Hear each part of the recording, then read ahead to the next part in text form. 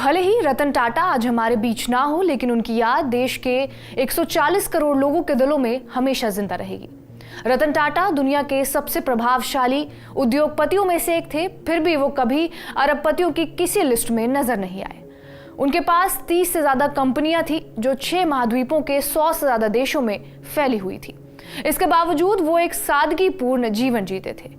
सरल व्यक्तित्व के धनी टाटा एक कॉरपोरेट दिग्गज थे जिन्होंने अपनी शालीनता और ईमानदारी के बूते एक अलग तरह की छवि बनाई थी।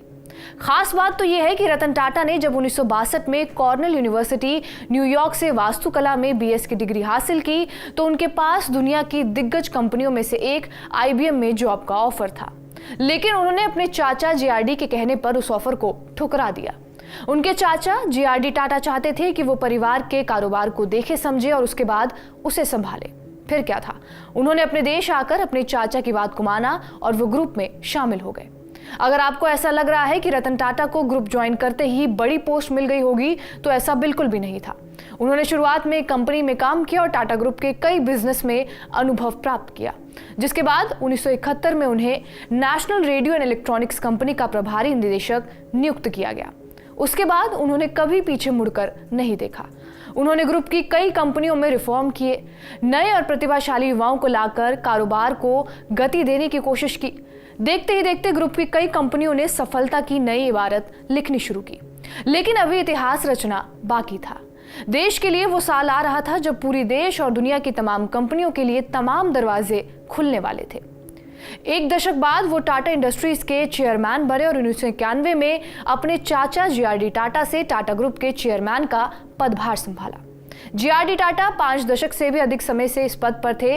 ये वो साल था जब भारत ने अपनी इकोनॉमी को ओपन कर दिया और 1868 में कपड़ा और व्यापारिक छोटी फर्म के रूप में शुरुआत करने वाले टाटा समूह ने जल्दी ही खुद को एक ग्लोबल लीडर में बदल दिया, जिसका परिचालन नमक से लेकर इस्पात, कार से लेकर सॉफ्टवेयर, बिजली संयंत्र और एयरलाइन तक फैला गया था। ये वो दौर है जब रतन टाटा की अगुवाई में टाटा ग्रुप ने कई इतिहास रचे, ग्रुप के रेवेन्यू और प्रॉफिट को नई बुलंदियों पर पहुंचा दिया। रतन टाटा 2 दशक से ज्यादा समय तक समूह की मुख्य होल्डिंग कंपनी टाटा सन्स के चेयरमैन रहे और इस दौरान ग्रुप ने तेजी से विस्तार करते हुए साल 2000 में लंदन में मौजूद टेटली टी को 43.13 करोड़ अमेरिकी डॉलर में खरीदा। साल 2004 में दक्षिण कोरिया की देवू मोटर्स के ट्रक निर्माण परिचालन को 10.2 करोड़ अमेरिकी डॉलर में खरीदा। एंग्लो डच स्टील निर्माता कोरस समूह को 11 अरब अमेरिकी डॉलर में खरीदा और फोर्ड मोटर कंपनी से मशहूर ब्रिटिश कार ब्रांड जैगुआर और लैंड रोवर को 2.3 अरब अमेरिकी डॉलर में खरीदा। भारत के सबसे सफल व्यवसायियों में से एक होने के साथ साथ वो अपनी परोपकारी गतिविधियों के लिए भी जाने जाते थे। परोपकार में उनकी व्यक्तिगत भागीदारी बहुत पहले से ही शुरू हो गई थी।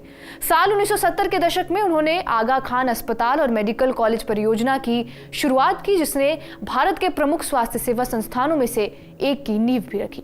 बहरहाल, आपका इस वीडियो पर क्या कुछ कहना है हमें कमेंट बॉक्स में जरूर बताएं। बाकी देश और दुनिया की तमाम बड़ी खबरों के लिए बने रहे हमारे साथ TV9 डिजिटल पर।